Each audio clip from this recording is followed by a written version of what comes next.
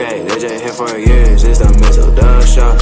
Always checking in, cause you know we love sports. Ayy, they just hit 100 subs, it's time they get some out. Ayy, yeah, just two brothers, yeah, y'all.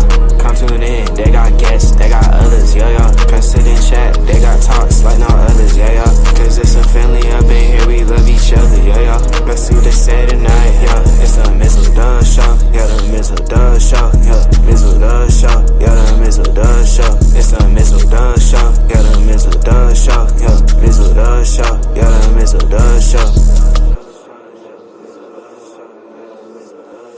And we have bowl games. Yes, we do. Oh, the hair is not cooperating at the moment. And it looks like the Chippewas are going to... Wait a minute. Did Northwestern just stop them on fourth down too, really? I think so. I got a commercial on my end. Oh, well. So we got both defenses making a stop early as the Chippewas and the Northwestern Wildcats are... Well, as I call them, the alternate version jerseys of the Minnesota Vikings and the Washington Redskins. Yes. Yes. But welcome to episode... Wow. We are 30 away from 400. Good Lord. And top of the morning to you. And Merry Christmas, cuz. Happy holidays. I hope you and the family had a good Christmas. And hopefully you wore some socks under your dress shoes.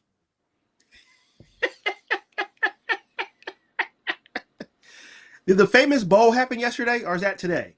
That's no, that's January the 2nd. Oh, good Lord.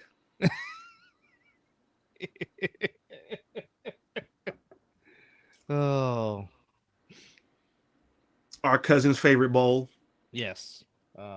Which we will not mention any names of it on the show. Absolutely. Because he'll do it for us. Okay. There are things... Yes, you do. They're called dress socks.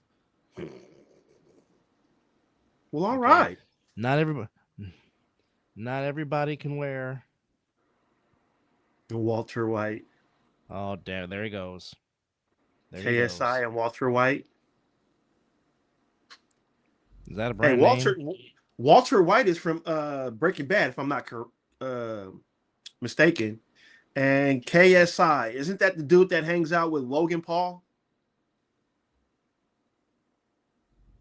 You're supposed to wear them with any dress shoe, EJ. And hello, Edgardo Alvarez. Oh, brother. You sure you're not related to this man? I wouldn't know. I don't know. Intrusive thoughts. Hey, don't be sorry for your intrusive thoughts. Hey. We bring on all kind of comments as long as it's respectable for the show. Sell run. Are we talking about the bowl game, sir? And thank you to the 11 that are joining us in this early morning edition. And if you're new, please subscribe to the show. We are 2 away from reaching our goal before 2026 of 210. And we hope you are entertained. All right. Well, a lot of interesting things that happened yesterday as the NFL and the NBA went head-to-head on Christmas Day. And boy, did you hear what Charles Barkley said to Roger Goodell? Charles, you're not going to outrate the NFL, even if it's on streaming services. Absolutely. Football is number 1 in America. Yep. And they're not going to lose their crown. Basically, you're saying in a nutshell, don't intrude on our day, because normally, historically, basketball rules. Basketball is on Christmas, but the NFL said we make more money than you. Even though your game might be more global than ours, we still make more money than you. And plus, the quality of play in the NBA right now ain't what it used to be. No.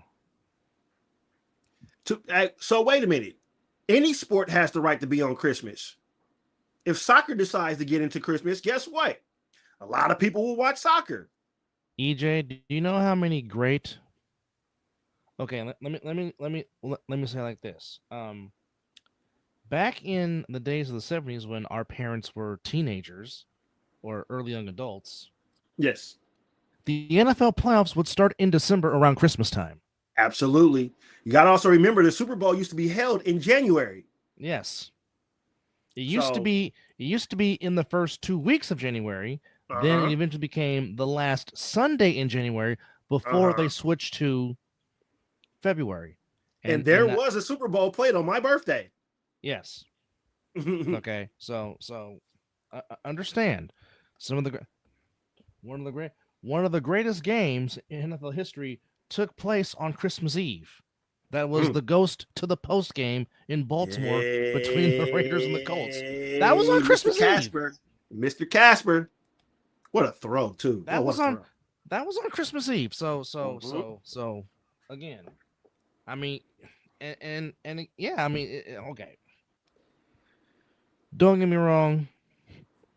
The Timberwolves Nuggets game was absolutely fantastic, but there was absolutely no defense played at all in that game yesterday. Let's just be honest.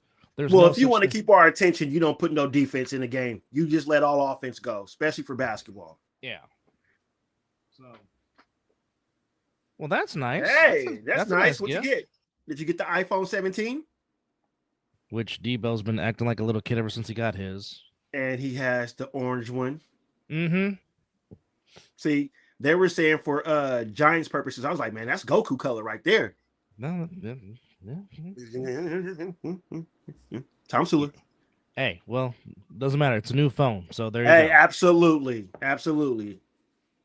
If it's better than your last, then hey, congratulations on getting a new phone. But it all started, as it always does, it started in the Mecca that is Madison Square Garden. And that game was slightly fantastic, too. It looked like the Cavaliers were going to steal it away. I mean, they were up double digits early in the first quarter. They were. Oh, your first phone? That's awesome. Oh, well, congrats. And if you don't mind, if this is your first phone, are you a kid or an adult? It doesn't matter. I'm just trying to figure out. It doesn't matter, but just curious. Oh, which by the way, the Sixers and Bulls, they are on Prime Video tonight. Just. Oh, you do know I know, and I will have on either my Maxi or Embiid jersey later on. All right, so right now I'm still in the Christmas spirit. Ah, yes, you're a mean one, Mr. Grinch. Well, you know. All right, so going back yesterday, the Cavaliers had a big lead, but the Knicks came back, steal it away, 126 to 124. The Spider played.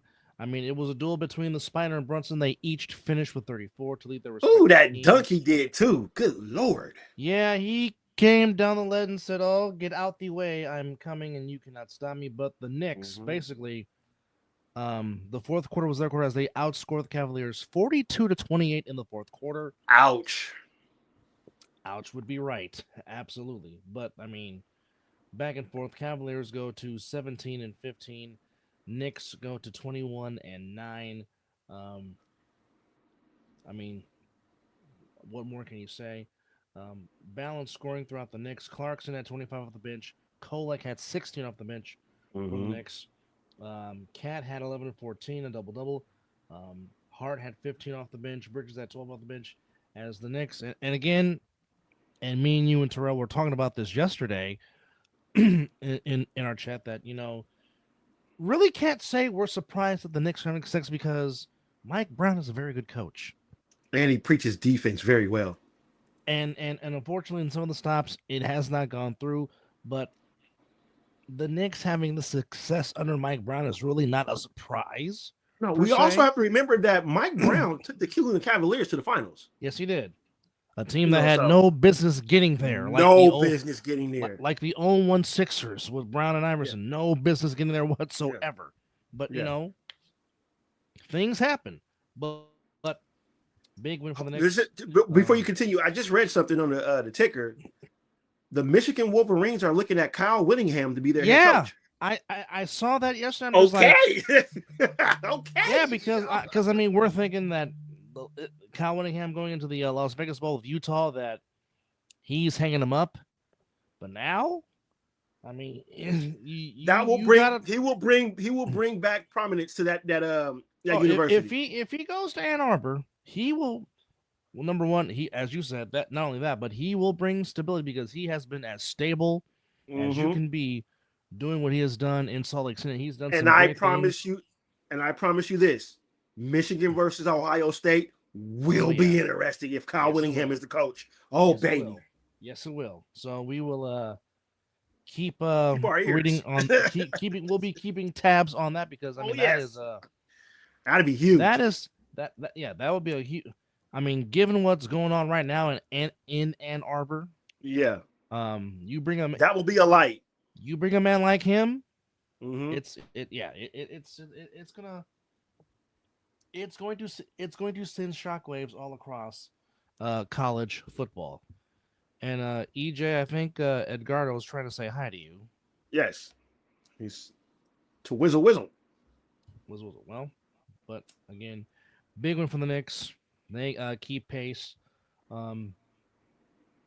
Being the top seed right now, they are currently the number 2 seed behind the 24-6 Detroit Pistons, who are back on the slate Break tonight. them up.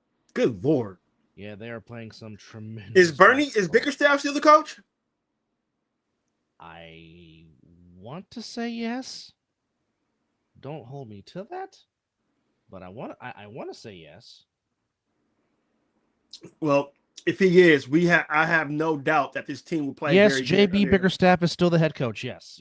No wonder why they're playing some damn good basketball. He is a fantastic coach. Fantastic. He got holes last year, but he's a fantastic coach. Which, by the way, the Pistons are playing in Utah tonight against the Utah Jazz at 6:30 p.m. Mountain Time. So there you go. That should be a W. That should be a W for them. Yeah.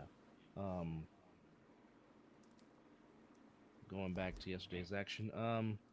Well, there's not many things that the champs don't do well, but they might have to call the San Antonio Fundamentals daddy because the Fundamentals once again. Is that a 3-0? That's 3-0, isn't it? that's 3 wins over the champs. Because for the longest time, I said in the chat, they just got their number. Yeah, I mean they got the pedigree. This team was 26-2. They were 26-2. And the Spurs just put up 3 L's on the Thunder because everybody was talking about could the Thunder get to 74 wins and surpass the Warriors 2015-2016 mark of 73-9. Which has an asterisk on it because they didn't win a goddamn title.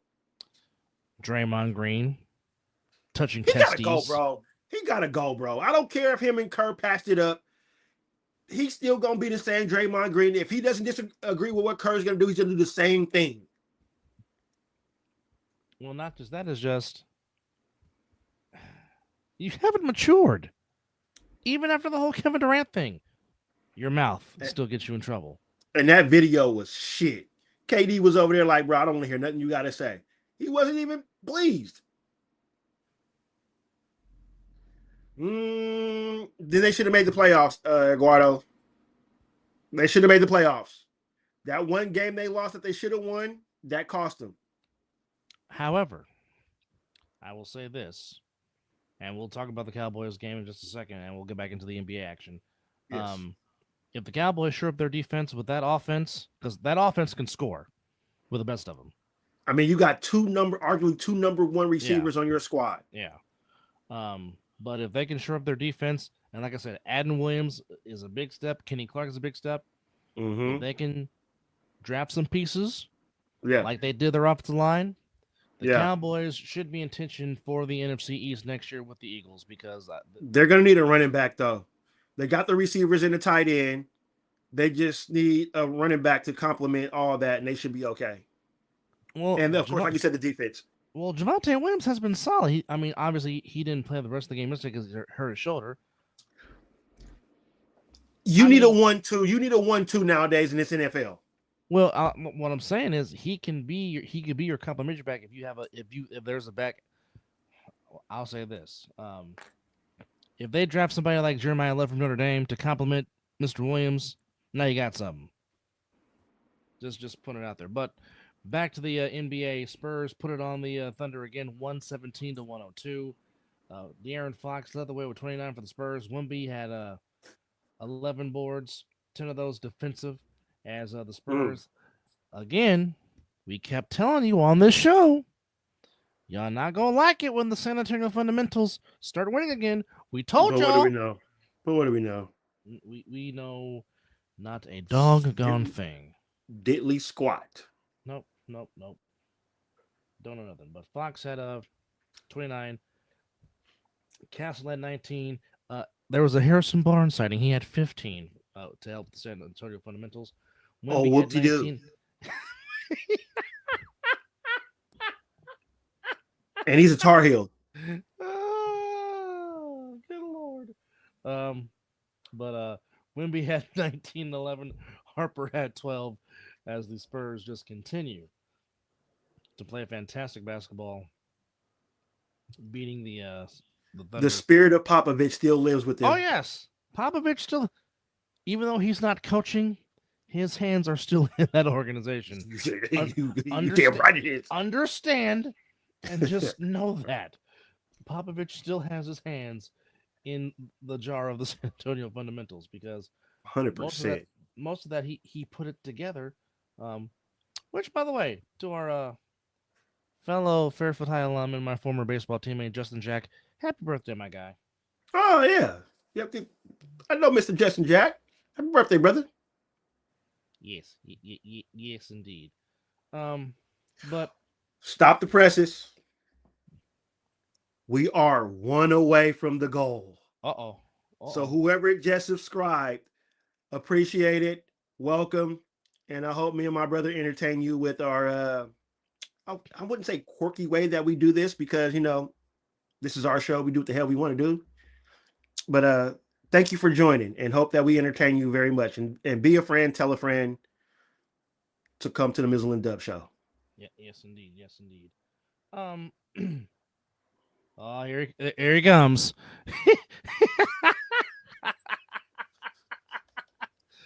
That is something the Viking Scott McCorkle would say. Yes. And ladies and gentlemen, this is our fellow comedian on the show, who's also a Texans fan, and he gives us very good quality content. So welcome, Brandon. Happy holidays. There it is. Well, speaking of which, Miss Jody, I would like to thank your Houston Rockets for doing their job last night. Yeah. which took care of that team in LA. Which makes, you're right, it is Boxing Day in Canada. Absolutely, yes, it is. And the Mizzle and Dub show loves boxing. If it wasn't for football, matter of fact, I'm not going to say a lie. Boxing is number one for me. And I was so thankful during the COVID time that they had boxing while everybody else was on hiatus. I just love boxing. Continue, brother. I'm sorry. Just throw that out there. Yes, but however, the Houston Rockets laid the smackdown on that team in purple and gold, 119-96. Amin Thompson had 26. As the Lakers struggling to shoot the ball per se, but I mean, it was very good. Balanced. Continue to keep struggling. It was very balanced scoring among the starting five of the Rockets. Durant had 25, Smith had 16, Easton had 13. Miss Jody's favorite player, Sagoon, had a double-double, 14 and 12. And Amin Thompson led the way with 26. Shepard had 15 off the bench as the Rockets shot 53% from the floor. Ooh. Only made 8 threes, but they didn't need the threes as they were knocking down everything in the mid-range game. Something that James Harden will never understand. No. No, it's not. LeBron had 18. Aiden had 10. Doncic had 25. Reeves had 12. But it was just great shooting by the Rockets, as the Rockets really just never looked back. And Brandon, I cannot stand you right now.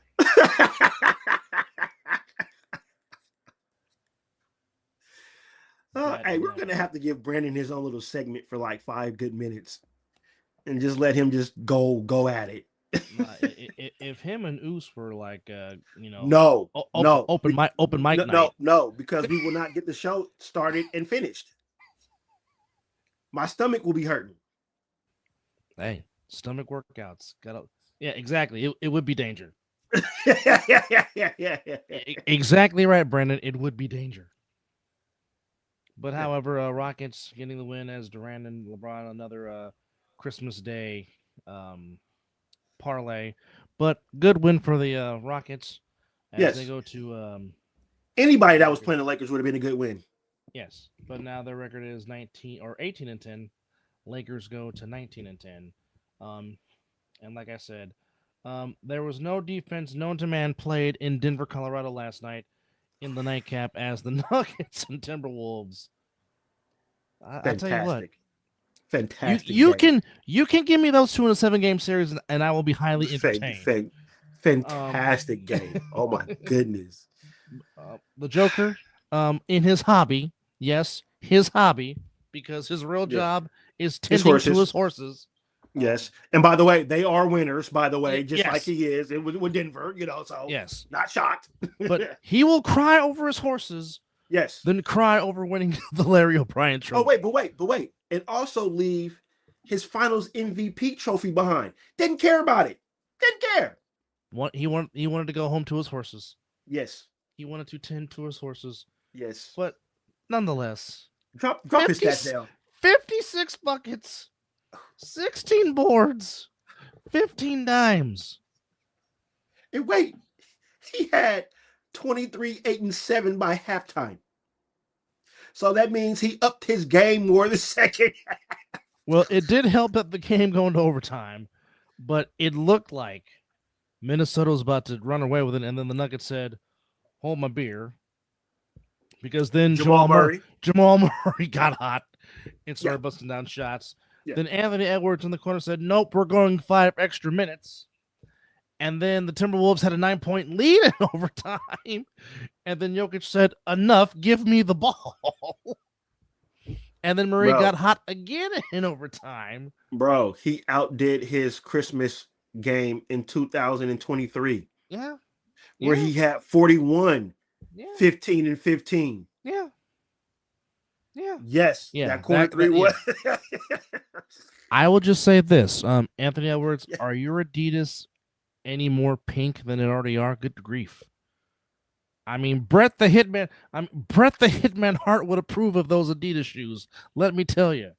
But I mean, no slouch. I mean, AE was fantastic. I mean, good Lord, 44, 6 and 3. Julius Randle, 32 and 7. McDaniel had 21. Good Reed God. had 13. Highland had 11. Yeah. No defense. None.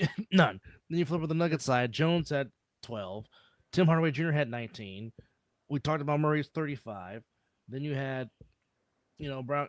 Just if you liked offensive basketball, this was the game, your game for you.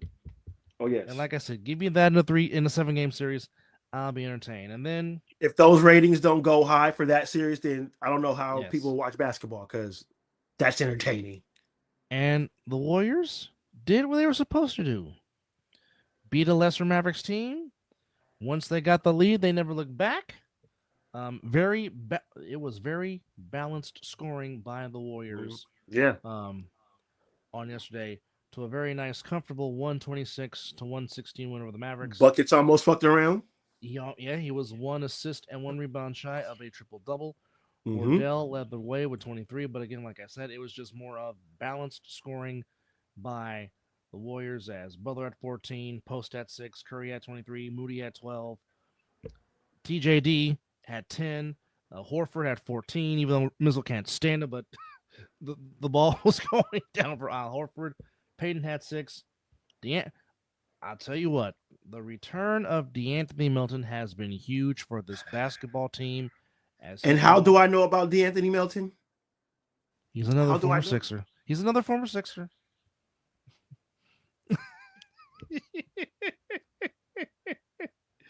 He had 16.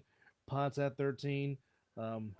Real Richard had 5 coming off the bench. But like I said, it was just everybody that played for the Warriors yesterday at least got 1 basket. So like I said, and that dime by GP2 was nice. Yeah.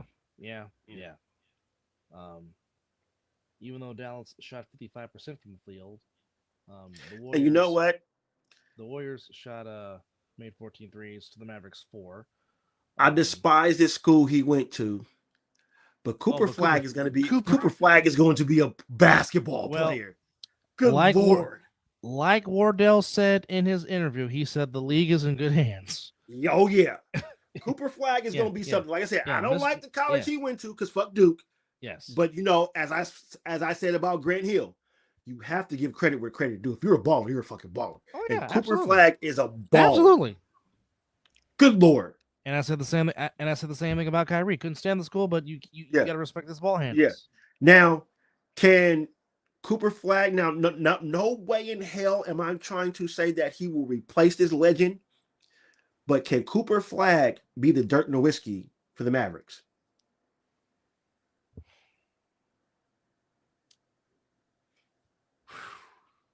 And I'm not trying to say he's going to fill Dirk's shoes because nobody's going to fill Dirk's shoes. Dirk was just fantastic as a basketball player for the Mavericks.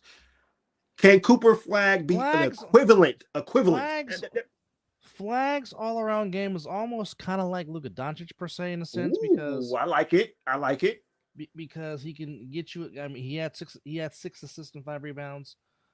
Because obviously we knew Dirk was give me the ball. I'm going to the elbow. I'm hitting my shot because nobody can block it. And watch the fadeaway with the knee. Yeah. You might get kicked in the nuts by your own standard. And you still can't block. And you still can't block it. Let alone, I'm going to go behind the arc and I'm going to shoot like Larry Bird behind the arc and try to block it if you can, which you can't. But it's like trying to block KD pulling up. You're not doing it. But it's almost the one thing about Flag, though. Flag has more athleticism than Dirk. I agree. Yes. I don't disagree. Now, give Flag a true point guard to set him up. Now, I'll just say it like this. His post game is pretty nice, too. Yes. Just imagine what could have been if Cooper Flag has Kyrie as his point guard. I don't want to imagine that. Warriors would have got trampled last night if that was going on. Even though I think the Mavericks are about to blow up their roster because, I mean, the Mavericks are in a full rebuild. Because they are 12. Well, 20. to start your rebuild, what you drafted to start around the rebuild, you did good. Oh yeah, you set yourself up. Piece. You have your foundation in Cooper Flag, no question. Now, if you want to trade some people, I will gladly take Mr. Gafford on the Warriors. I'll just put that out there right now. I don't think they would do that. I don't think they would either. But these are the Dallas Mavericks, and they have done stupid stuff before. Like trade Luka to the fucking Lakers. What kind of? Never mind. We already talked about that. Don't need to bring up old shit. And again, we don't mean to clown, even though we've given him many nicknames, Mr. Glass, Soft Sharman. But it's time to retire. It's time to hang him up. It really does suck to see Anthony Davis hurt himself again. Running down the court, grabbed his groin. Non-contact. Did not return. And it just sucks because, again, when he is right, the talent is. Didn't he put up 34 the game before? Like 30 yes, he had 32. It just. I mean, you've seen this man at Kentucky. Yeah, it just sucks because, and I mean, he's averaging 20 and 10. He's averaging a double every game. It's just, again, he just cannot get right. The Bob Sanders of the NBA. Yeah. Against the Nuggets, he had 31 points. Had 35 against the Pelicans. He had 24 in a loss against your Sixers, and he had 50. Okay, here's his last numbers. The last 4 games, not counting last night. He had 31 and 9, 35 and 17. Talking points, boards. Yeah. 24 and 15, 15 and 14. When he's good, you know what you're getting from him. 1000%. It's just I mean, you want to talk about freak injuries. Knee, ankle, growing. I think maybe a shoulder, elbow, I think. Yeah, it's just whatever. Back. Yeah, if he tweaks in the wrong way, it's something. And again, and it sucks because, again, like I said, you know what talent you're getting when he's available. Yeah. But also, as we say on the show, your best ability is availability, and it just Joel sucks Embiid. that he's not available. So Joel Embiid. So certainly, best wishes certainly go out to Anthony Davis because, I mean, it just sucks. But however, the Warriors played a good game, had some good rotation, but again, at the end of the day, we always keep saying this: when you have 15 or less turnovers, and the Warriors only had 11, when you take care of the ball, good things happen. But what do we know? Again, we know nothing. What the hell do we know? No, not a doggone thing. But now, the schedule is starting to favor and is going to start getting in the Warriors' favor. You got a 3-game road trip coming up. 2 of those 3 games you should win. It is going to be a tough one, starting it off in Toronto on Sunday because Raptors are pretty good. They're 18-13. Yeah. But after that, and anytime you play up north, it's a little difficult. Yeah. And not to mention, Brandon Ingram has been playing out of his doggone mind lately. Oh, he's an engaged man. So, yeah. Yeah. Oh, all right. The hoop is very large in his eyes Yes. right now. Yes. But plus, he's always had the great mid-range game. The 15 to 17 footer has always been there. Wait. And didn't he go to Kentucky? No, he went to Duke. Yeah, another one from that college that you do not like. But wait, he's a stud. Oh yeah, you've been saying it forever. And the Lakers dropped the ball on letting him go. Oh, the Lakers dropped the ball on him. The Lakers dropped the ball on Julius Randle. Yep. I mean, for whatever reason, they just let Jordan Clarkson just walk, and Josh Hart for that matter. And keep this in mind, folks. We despise that team in purple and gold. Can't stand them for nothing. Well, let's be technical for if anybody is still watching that just joined. We despise any team that plays down in Southern California. Yes. Don't care if it's soccer, baseball, basketball, football. You play in Southern California, or you get the one finger salute like Stone Cold Steve Austin. But you know, that right there. But however, then after that, damn, that ball took a long time to get there. After that, it's the Nets and the Hornets. And normally when Wardell goes back home to Charlotte, North Carolina, he normally has a good game against the hometown Hornets. Well, and you know what? As much as, we would love for Wardell to retire in a Warrior uniform, but just by a chance that he doesn't, I would not be shocked if he wouldn't play for the Hornets and retire. No question. But I do think he's going to retire a Warrior. Wholeheartedly. That commercial he did for the phone, that just said, hey, wait. So before we continue on, so your dad saw that commercial and called me and said, was that a shot at LeBron? I'm like, I don't know, Dad. I just think he was just talking.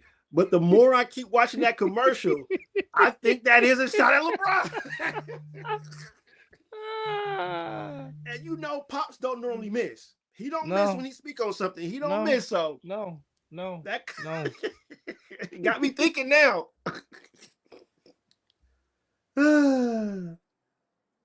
Yeah, man. I mean, you oh baby. But I do believe that he will be finishing in a Warrior uniform. Just one of the many few to do that. Yeah. Dirk, Kobe. You can even throw now. I said Dirk. I did say Dirk. Just Dirk, Kobe, Patrick Ewing. Nah, Ewing did not finish his whole career as a Knick.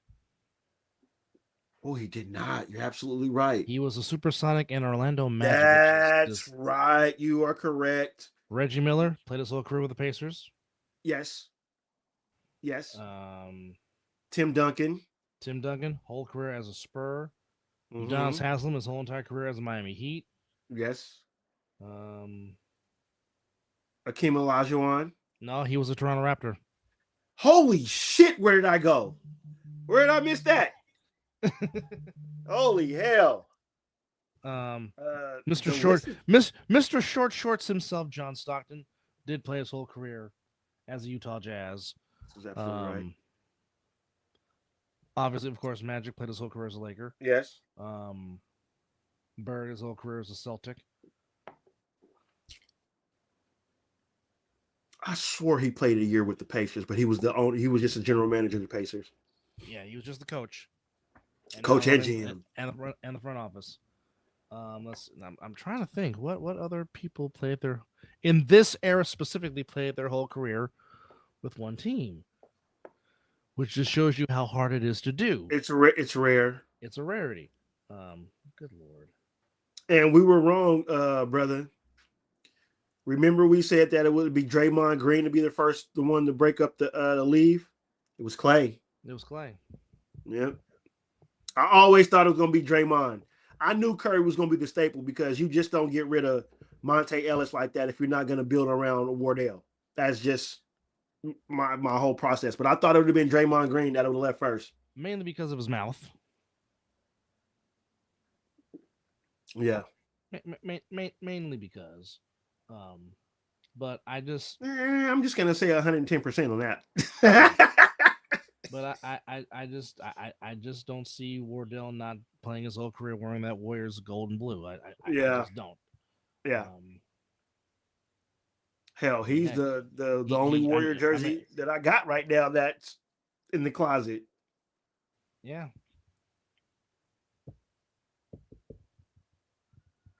Nope, I have no other ones to think of. I mean, either that's which just shows you how rare it is to play your whole career. Did David Robinson play his whole career with the Spurs? Yes, he was. He played his whole entire career wearing the Spurs jersey. Yes. Okay, so there we go with that. Zeke, Isaiah Tony Thomas. Parker. No, Parker was a Charlotte Hornet. Ginobili. His whole career as a Spur, yes. Yeah, that's about all I can think of right there. That's it. That's crazy. The list is not very long. Joe Dumars' whole career was a Piston. Same with Isaiah Thomas. Same with Bill Laimbeer. Yes. Also trying to think here. McHale. I'm just on Celtic. Yes. Yep. Yes. McHale. Yep.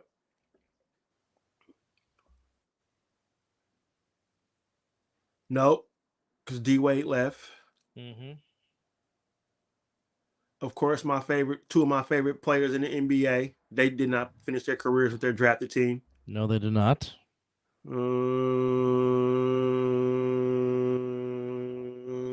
Did Allen Houston play his whole career as a Knick? No, he was a Piston first. Okay. And then once he got paid, I only know him as a Knick. And then once he got paid by the Knicks, no, people forget how good he was with the Pistons. Well, that is not registered in the brain, but I knew him as a Knick. He was a Piston first before he took the money with the Knicks. Okay. That's all I know. Yeah. Because I can't really think of a staple of a player that stayed with one team. Jason Kidd played with multiple. Vince Carter played with multiple. Mm-hmm. I think Penny Hardaway left too. Mm-hmm.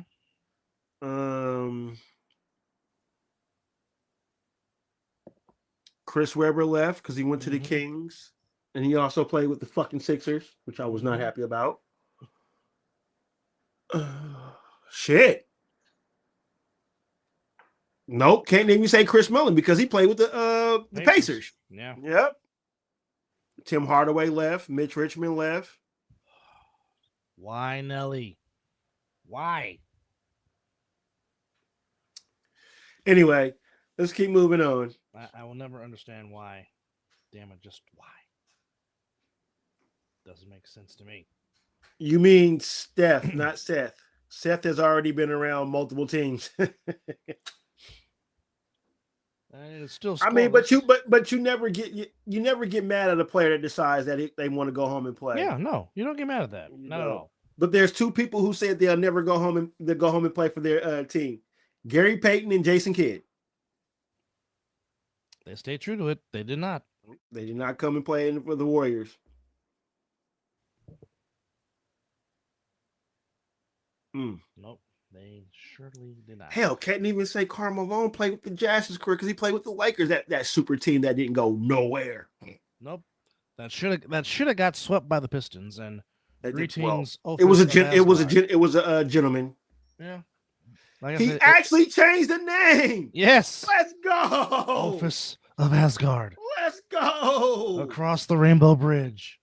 I'm still jealous of the fucking tennis shoes you got. Jealous. Yeah, I didn't go under my tree and tennis shoes appeared. Yeah. But I did get some great gifts though. I ain't gonna make a lie. I got some fantastic gifts. But they wasn't the Gammas. Well, I will share one gift that I did get. And this has been a long time coming. But now that everything is open, your gift will be shipped here pretty soon. I couldn't get it to you by Christmas. But it's on the way. But it is Lord. But it was the one thing missing, but it has finally happened, folks. Finally got a Team Teal jersey. Yes, indeed. As Mizzle is almost losing his mind. The fuck?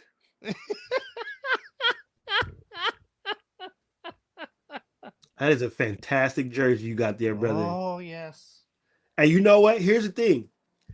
I bought someone else a hockey jersey before I bought myself a hockey jersey. You remember who I got it for? Okay, let me think here. Oh, Zelly coming in with some passion. Okay, that's that. We might have to discuss that after this. Okay. By the way, happy holidays to you, Zelly, and the family. Hope you guys had a good. Are you still hanging out with Pacquiao in the Philippines? Or are you finally back stateside? It's a very interesting question there. Well, he wished me happy birthday when he was in the Philippines. I just had to ask. I know. He was. I talked to him while he was out there. I thought I was a day ahead of what was out when he was out there. Got it. Well, he is back stateside. Well, I mean, Zelly, you went 1-for-1 yesterday as your AFC team won, but your NFC team lost. Hey, fuck his AFC team.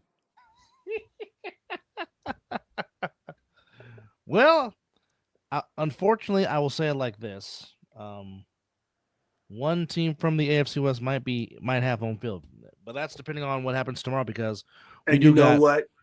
The hell with that team. But the hell Lions, with the Elways and the damn Patriots, they all can burn in hell. I don't care. Well, the Chargers don't. Well, the Patriots don't play in the AFC West. It doesn't matter. I'm just talking about AFC period now. Mm-hmm. They can all burn in hell. Hey, that's fucked up, man. That's fucked up, man. Hey, touche, motherfucker, touche. That's a good comeback. Because I want them bastards to lose every game the rest of the way out. But the Lions did take one on the chin last night as the Vikings, with the backup quarterback. No J.J. McCarthy. Say that again. A backup. I think they didn't hear you up there in section 300. Say that again. Well, where the current game above Sports Bowl is being played, in the stand that won't have a playoff football game this year, in Detroit, got beat by a backup quarterback, which even made Derek Duncan even more mad because they were wearing his favorite Lions jerseys last night. Did you see the question I asked him on that post? Yeah, I did. I did. I'm like, you are being a straight ace-hole right now. But I wouldn't expect anything less. But in the whiteout game, to where Seth freaking Rollins was a part of the Netflix NFL panel in Detroit. I saw no sling on that shoulder. No. The Vikings and the Lions have identical 8-8 records, but officially the Lions are out of the playoffs which officially puts Miss Jody's Green Bay Packers in the playoffs. But Oh, again, don't mention that name while our brethren is watching the show. but then again, when you turn the ball over 6 times and you give up Can't 5 do it. sacks, Can't do it. you're normally not going to win games. This is true. 2 interceptions thrown by Jared Goff, then a whole lot of fumbleitis. The Lions just did not want to take care of the ball. Oh, wait. What game had the damn? See, that's what I said. Damn. And Northwestern just got on the board. Yes, they did. What a They fantastic lead throw, 6-0. too. Good route. Oh, But good hands. what game did we have the Scott Mitchell Award? Oh, that was the Vikings and Lions. Oh, Max Brosmer. You got to learn to hold him. on to the football, my guy. Give it to him. But nonetheless, folks, Give Max it to him. Brosmer, who can't hold it on to the ball, you, Give it to him. you, my friend, you are the first winner of the Scott Mitchell Award. Yes. Yes. So, ladies and gentlemen, If they didn't ban for us, Max Brosmer of the Minnesota Vikings, yes. winner number 1 of the Scott Mitchell Award, because, like I said, we got 2 games tomorrow, which have huge playoff implications. We got, starting it off, the Texans and the Chargers at 1:30 p.m. on NFL Network, and then the nightcapper in Green Bay between the Packers and the Ravens. Who knows if Lamar Jackson is going to play or not? That remains to be seen. Same thing with Jordan Love. It might be Malik Willis. And Malik Willis gave the Packers a chance to win that game. Yes. This is how bad it is, folks. The Vikings quarterback, Mac Brosmer, 9 of 16 for 51 yards passing. Holy shit. He was worse than the Raider quarterback. And that's hard to say because we've been shitty. With a capital S. And yet the Vikings scored 2 rushing touchdowns. Okay, so maybe they didn't need to pass the ball then. No, they ran for 158 yards as a team. I can kind of do it. Yeah. Now, it does help that one of them was a 65-yard rush by Jordan Addison that went for a touchdown. That does help. And the other one was done by Aaron Jones. He had 18 carries for 53 yards. But again, the story of the game is when you turn the ball over 5 times, it's hard to win the game. And 4 of those are fumbles. Oh, can't be putting the Chargers' money on the turf. Can't put the money on the turf. No, cannot do that. Can't do that. And then you go 5 of 14 on 4th down, or 5 for 14 on 3rd down. And, and here's the thing. And here's the thing. The Lions ran 13 more total plays than the Vikings, outgained the Vikings, had more first downs than the Vikings. But again, you turn the ball over 6 times. It's not going to happen.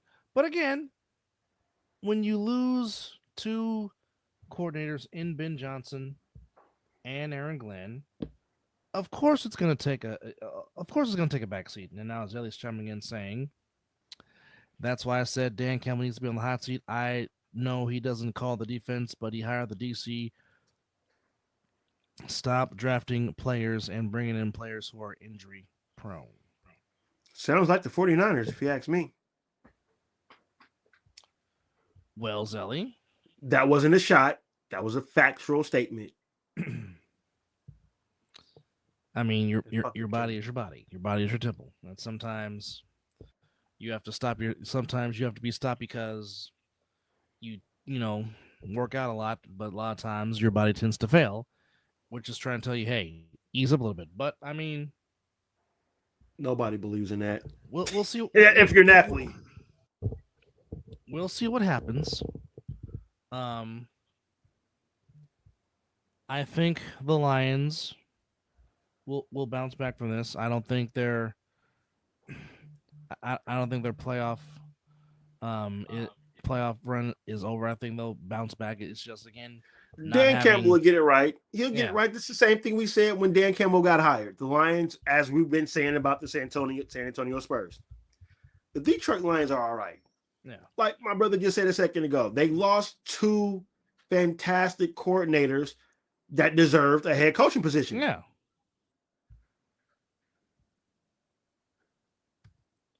Well, Chad Johnson's a jackass. We have another Scott Mitchell Award, and it's in this ball game we are watching. Oh, baby. Oh! You can't do that. Oh! Oh, no. He did the Eli, too. Oh, he did the Eli. Oh! We gonna put it back up again? I gotta get some music for this. For the Chippewas.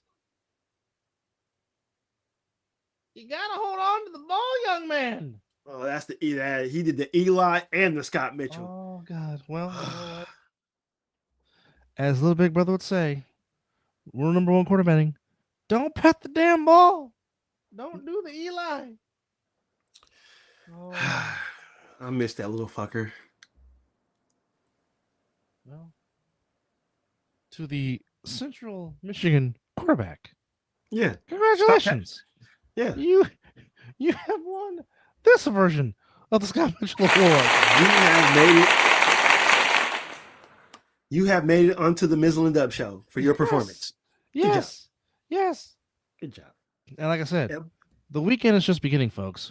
There's gonna be a ton of Scott Mitchell Awards given out this weekend. I mean, if we're starting off right now, and we ain't even made it to the weekend, that sets up for a good weekend.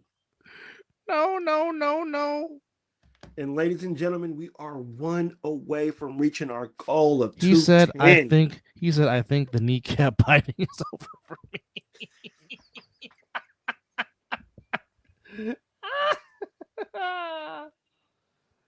Baby.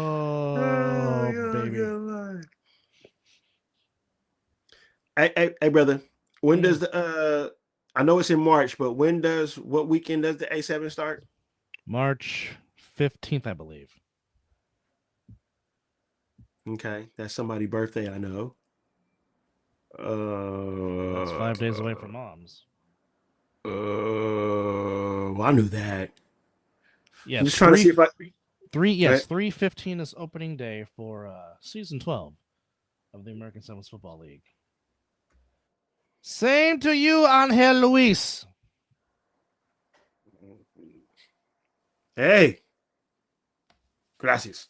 Well, which was a double win for you, as both your Knicks and your Cowboys won yesterday. So it was a double win for you. Even though I have nothing against those teams. Well, you're married to one of them.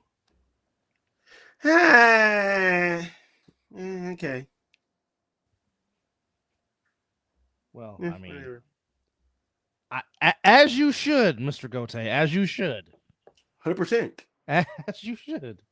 100%. No, a W's a W, no matter how you get it. No, but the Cowboys' offense looks spectacular, even though the Commanders did show. I'll tell you what, I really like Jacory Krosky-Merritt. That little guy he can run. Yo, I picked him up in my fantasy, and he's been just giving me points. Oh yeah, he's definitely got some speed. But hey, Mr. Gote, while we got you on the show for a second, does Jerry Jones give Pickens a contract extension, or does he give him the tag? If you ask me per se, I think he deserves a contract from any team that decides to give it to him. But if I'm Jerry Jones, I don't let him walk out the building. Well, it wouldn't be wise. It wouldn't be wise if we did that. That's just me. But then again, this is Jerry Jones we are talking about here. Absolutely. But but it's good to have Fairfield High in the house, though. That's what I'm talking about. Yes, indeed. Even though I hated that school.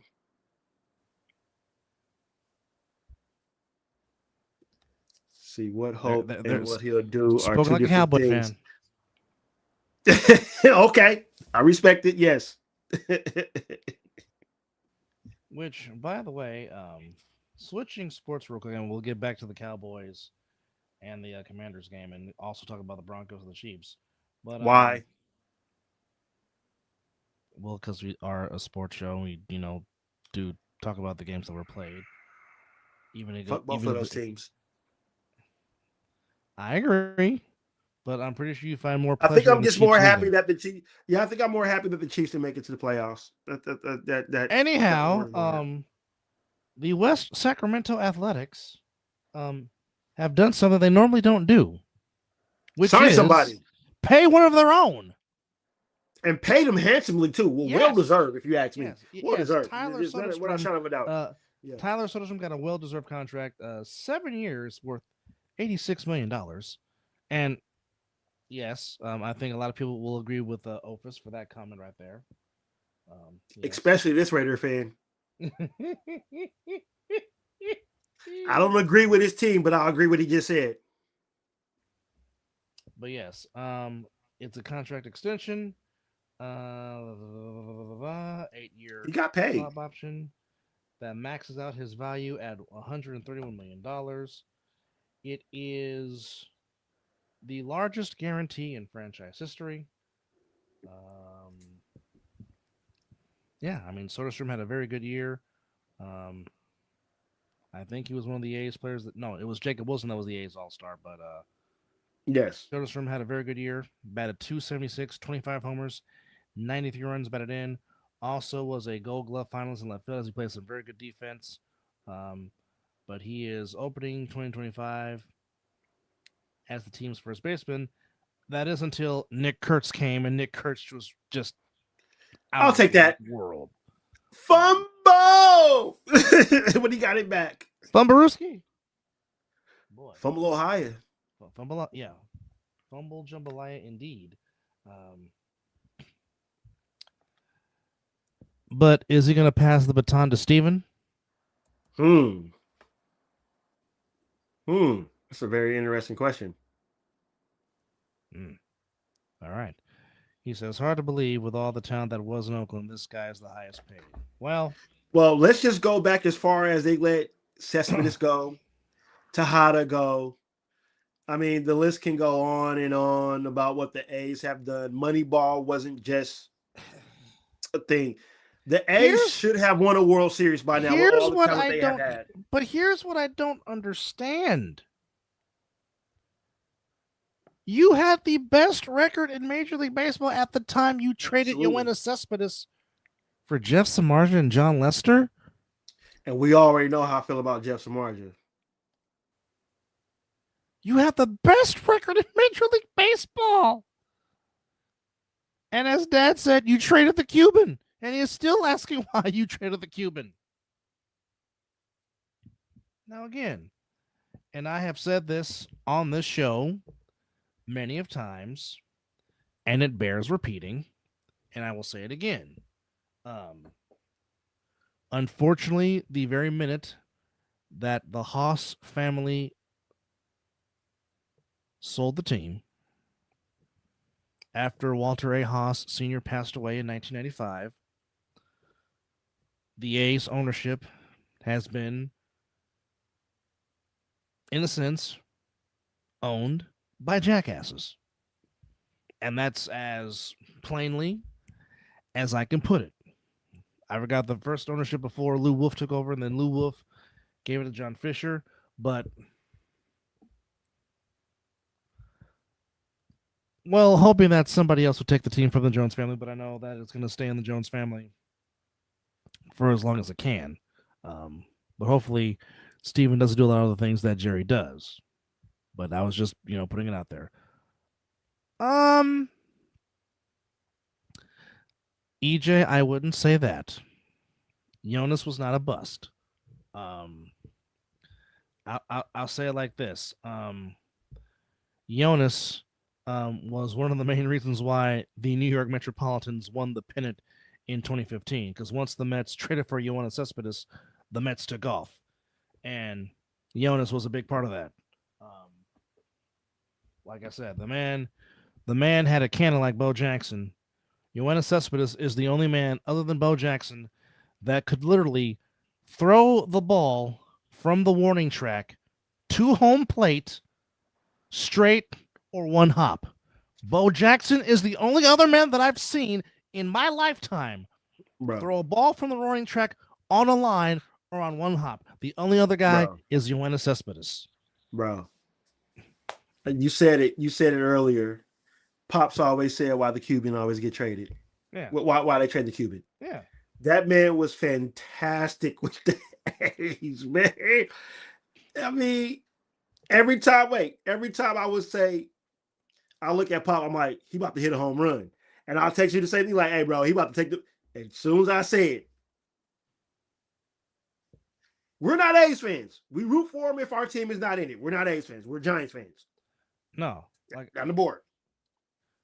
But one of the last games I went to, it was me, Dad, little big brother, and my nephew, Mizzle's son. We went to Sunday Night Baseball. It was the Mets and the Giants. It was Jeff Samardzija against Noah Syndergaard on the mound. Giants lost that game 2-0. The only runs the Mets got was a 2-run homer hit by Yoenis Cespedes. Yes. I'm still trying to figure out where that ball landed in that ballpark because he hit the ball so doggone hard. Like me and little bit brother trying to figure out where the ball going. And then again, as he's running on the bases at the stadium, Dad is like, why did the A's trade him? I said, Dad, your guess is as good as mine. You are absolutely right. He just couldn't stay healthy. But when he was healthy, good Lord. Okay. First Ronald off, Acuna Jr.? Okay. Woo! First off, doing that in right field is something totally different. Okay. We all know about you do not run on Roberto Clemente Walker. Yes, folks, Walker is a part of Roberto Clemente's name. If you go by his full name, Walker is a part of his full name. Bro, that's like saying you running on Buster Posey. Okay. You don't run on Buster Posey. Roberto Clemente God legend. is the only man that will do a full 360 to the opposite side. Yes. And throw a C to third base. Yes. That you did not run. And if you did, you're going back to the dugout and don't go nowhere near the skipper because he's going to be like, what are you? Do you not know? Do you know who's in right field? Do you know? We did the scouting report before the game. You don't. We talked about this. You don't run on 21. No. You don't do that. Like, again, it's like running on 2-8 behind the plate. Now, Acuna, before you start having bad knees, bro, tremendous problem. Pass the sticks. Pass the sticks in the ball game. Oh, Jesus. Could you be more wide open?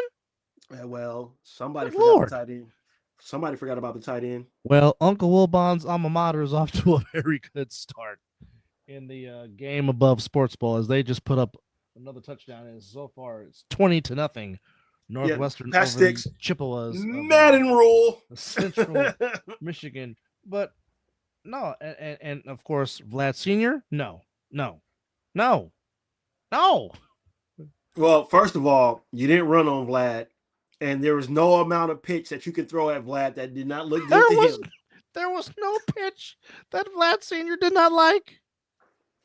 You can even throw the ball in the dirt. Only man I know that will hit a bounced ball in the dirt and still get a double out of it. He's the only man. Next to Pablo Sandoval. As mom would say, Pablo played cricket.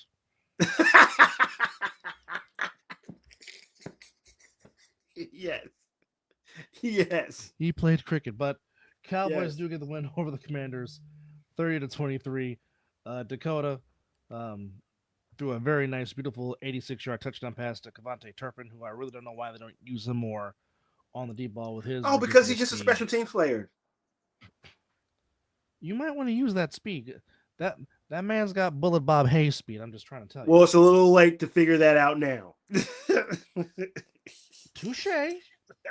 Touche. But Dakota throws for 307, 2 TDs, no picks. Malik Davis, sparing Javonte Williams, ran for 103 yards on 20 carries. And he was hitting the gaps. Yeah, he was hitting the gaps. A carry. Pickens had 4 for 78. Sedarius had 5 for 46. But to no avail. Krosky Merritt, 11 carries, 105 yards, 2 TDs. Like I said, everybody wants to go off that Deebo Samuel highlight. He only had 2 catches, and one was that long, reception. But it looked good. Like I said, 2 catches. Brother ain't scored a touchdown in a month. Brother, he is off your team now. You do not have to. But there's people in my fan base that want him back, and I'm just like, why? Well, he's a gadget player because they like the gadget plays, man. I get it's exciting. I get that, but it's not about winning with them. Come on now. If I need a touchdown, you can't get me separation. He's not Brandon Ayuk. You can't get me separation. Breathe, brother. He ain't there no more. No, he's gone. No. He's gone. He's gone. But I'm just saying, if Deebo was that great, then why am I drafting Ricky Pearsall? Because he can run better routes than both those guys. I agree. Okay, and he's gone. And like I said, the Carolina Panthers are so lucky they were number 8 because I'm telling you, Tedderone McMillan would have been in Santa Clara. I promise you, on everything I love, Ted would have been in Santa Clara. I agree. I'm telling you. I agree. And the Seahawks, that's not going to be an easy one in Charlotte. No, it is not. No, because Bryce Young is playing good football, as we said on the Mizzle and Dove show. As we said, when everybody was writing him off, talking about, oh my God, I see why this, that, and the third. I'm like, okay. The kid just has his first experience in the NFL. Get an offensive line around him. Get him a head coach that knows how to coach him up. Get him a wide receiver. And boy, they got him a wide receiver. I'm telling. And again, Dub, what do we know? Nothing. Wingbacks? Oh, yes. Yes. Deebo would have been perfect in the Fairfoot High, Randy Hood coached wing T offense with Quinton Ganther and Desmond Bishop. 100%. No, Mr. Goethe, you're right. He's like my brother said, he's a gadget. He can't run routes. He can't get separation. He's only there for gadget plays. Like, what's that?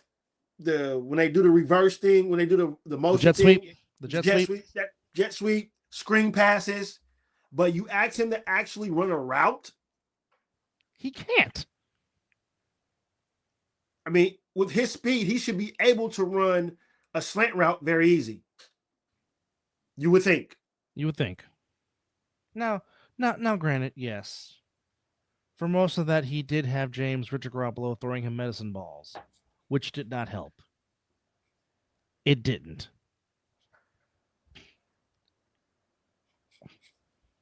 But Brock Purdy is far more accurate than Richard Garoppolo had his whole career. But even then, he still could not get separation.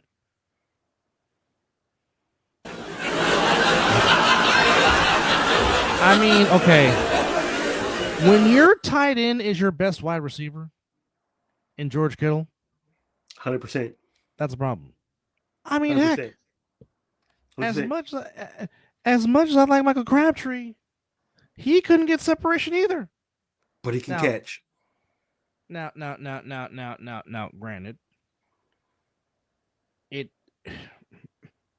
miraculously that kind of changed when he came to Oakland because he got open for Derek Carr because Derek Carr put some balls right smack down on the money that Crabtree. The best game that Michael Crabtree had in a Raider uniform is against the Baltimore Ravens, where Derek Carr was putting the ball on him. And that deep route in the end zone where he toe drag swagged it, I think it was more Derek Carr throwing the ball perfect and Michael Crabtree just catching it. But yeah. No, that was y'all wanted Michael Crabtree going along just like y'all wanted Ayuk going. Y'all treated Michael Crabtree the same way y'all treating Ayuk. Well, again, Crabtree wanted to get paid like a number one. He never was a number one. I mean, at the time, he was y'all best for number one. Thank you. Well, what hair? Hey, there's nothing there. Maybe that's what. Maybe Edgardo's ball too. So there it is. I have more hair than him.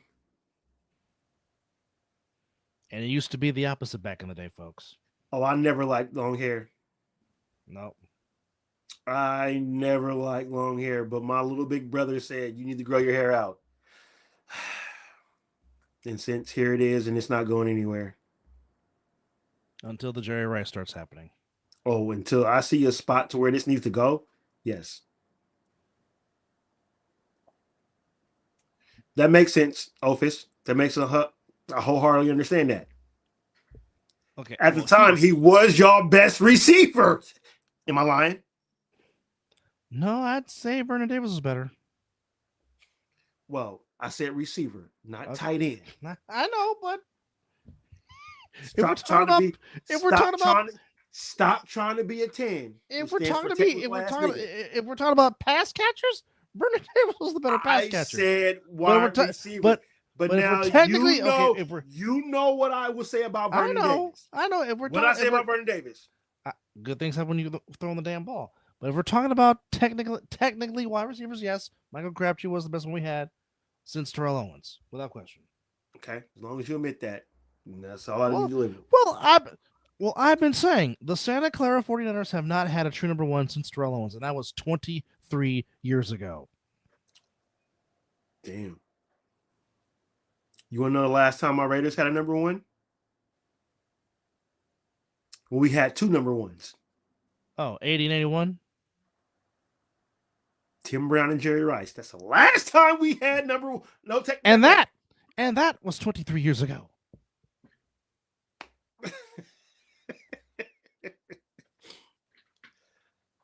God, that just shows our age right now. Now. I haven't endured a lot of pain like Mizzle has being a Raider fan. Now, I've lived through some lean years with my doggone football team. How many Super Bowls you seen them win? I have seen them win 4 out of their 5. Yeah, how many have I seen? Technically, 1, but you were literally a year and a day old. So I don't remember that shit. Let me finish. You were alive for the last one that they won, but in your football watching eyes, you haven't seen one. And the one time you saw it, they lost. Rest my case. And you sitting here saying that you don't know how I feel. I'll take that back. You've seen 2 losses. No, I've seen 3. My team was on a 3-game Super Bowl losing streak. Ravens. Oh, Chiefs twice. Yes. Okay. That works for me. Which one of them? I got to say now. Don't say it. Which one of those losses broke a dang? What? Oh, I thought you were going to say in my stadium where you guys lost that Super Bowl. Well, one of them was your stadium. But I was too much fucking red. But the first loss ended a 50-year drought for the Chiefs. But again, was that your third down problem? No, that was no. That was the well, yeah, that was 3rd and 15 where Richard Sherman just let Tyreek Hill get wide open, and then that's when Garoppolo overthrew. Sanders. Your first one was against Big Brother. Mm-hmm. Which and again, your next 2 was against Patty Mahomes. Yes. But my point is, the 2 losses to the Chiefs hurt more to the Ravens, and I've explained this many, many times. And people are like, why? I said, okay, first off, If Beyonce and them did not turn off the lights in the Superdome, Blowout. that game was a blowout. It was 28-6. Blowout. Jim Harbaugh did not have that team ready to play. Especially not against Big Brother. And then Beyonce, Kelly, and Michelle. Yes. Yes, we do, Mr. Franklin. Yes. Yes, we do. That's what we do. Wait. He's a day late. But, yes. Beyonce and them turn off the lights. Raymond's momentum got lost. And then Jim Harbaugh decides to get cute, like Pete Carroll, and decides, don't give your future Hall of Famer the goddamn ball at the 5-yard line. Who got you down there, by the way?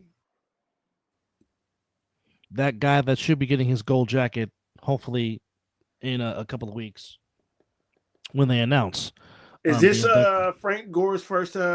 His first year on the ballot. Yes, it is. Definitely should be a first ballot Hall of Famer. If they don't give him that gold jacket, it's a travesty. He's only the third all-time leading rusher in NFL history. He's in front of Barry Sanders, who's fourth. And by God, he played with two teams that I despise. Starting from his college days. Oh, yeah. That Floridian, yes, indeed. Yes, Kermit Mahomes. Yes. Yes, indeed. That should be a flag, referee. Ref, how's it not a flag? Lord. How was it not a flag? He never turned around. Yeah, he never turned around to play the ball. The refs have been dropping the ball for the past few weeks. My goodness. But yes, 30-23 Cowboys get the win. And then the Broncos officially put the nail in the coffin of the Chiefs as the Chiefs have double-digit losses. Bro, he's grabbing him. That is a penalty. Oh, yeah. He's holding his arm? Oh, wow. Wow. Yeah, someone's gonna get a review. But yes, I guess if they're up 21-0, they don't get that call. But the Broncos do get the win over the Chiefs, 20-13. Broncos go to 13-3, so the Broncos pretty much control their own destiny. If they beat the Chargers next Sunday, they will have. I'm deeply moved.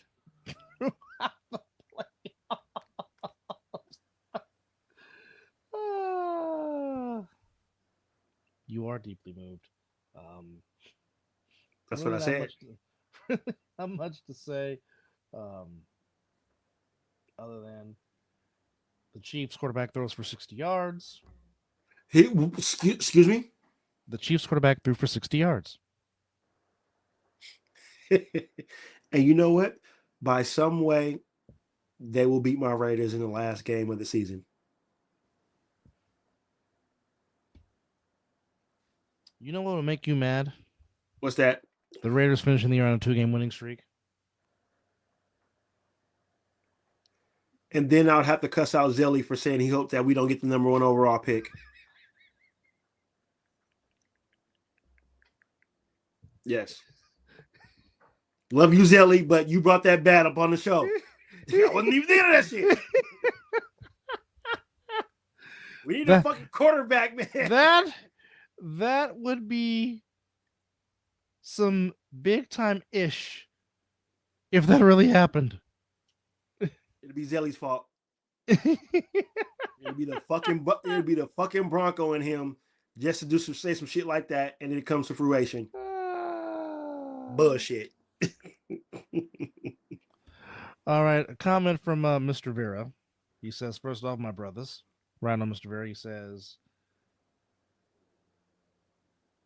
IRCK, not D in his name, no D in his game. Say that again? I think he's talking about Derek. Say it again so I can... He said, IRCK, not D in his name, no D in his game. I don't know if that's a joke at Derek or not, but that's what it seems like to me as he made that comment on my Facebook page, if you will. Which, again, if you're watching on our Facebook page, it's greatly appreciated. We appreciate it.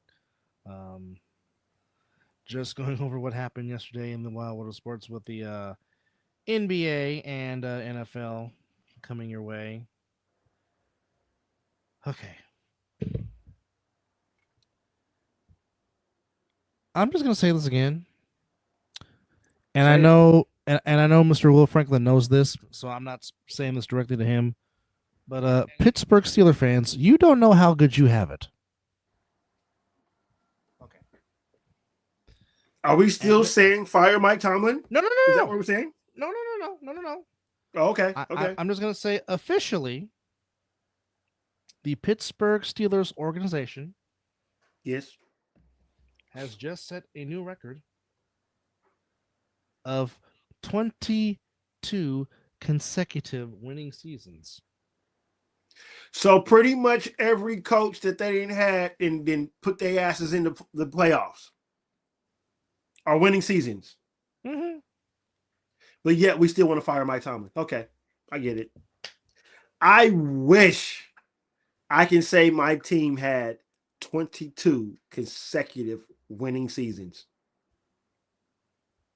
That is 2 decades plus 2 of winning seasons. But let's fire Mike Tomlin. Okay. Which, by the way, if the Packers do beat the Ravens tomorrow and the Steelers do beat the Browns, that gives the Steelers the AFC North Division title, which means the Steelers would host a playoff game at home inside the big ketchup bottle. But we still want to fire Mike Tomlin? But you want Mike Tomlin gone. Okay. I'm so glad that the Steelers organization does not listen to what the fan base say. Yeah. Or on this one time, I wish they would and let Mike Tomlin just slide his way on down to Vegas. But Mike Tomlin doesn't win the playoffs. And you know what? Right now, as a Raider fan, I will take winning seasons right now. One step at a time. Well, I tell you what. Nicolas Cage definitely put off the John Madden look. Good grief. Yes, I need to hurry up and find that. Oh, brother. Kyle Willingham is about to finalize a deal to become the coach. He's going to Michigan. Oh, baby. Michigan fans, be proud. That is one way to get the stink off your team. Yeah. Kyle Willingham is a hell of a coach. Oh, hell of a coach. That is that is a fantastic move by whatever the board of directors decided to do.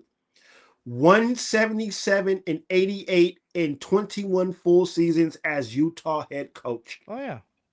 He's a winner. He's a winner. Look, and if there's one thing you guys want to say, just make sure he beats Ohio State. Oh, it'll happen. It's going to happen. He beat USC when he was in the Pac-12. That's the one team Caleb Williams could not beat in college. Nope. You guys got yourself a fantastic coach. Michigan fans, yes. Michigan fans should be very proud of their college football team. That program is about to get real good.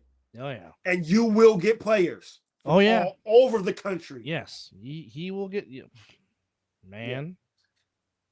Yeah. Mm-hmm. But again, brother, what the fuck do we know? Oh, nothing.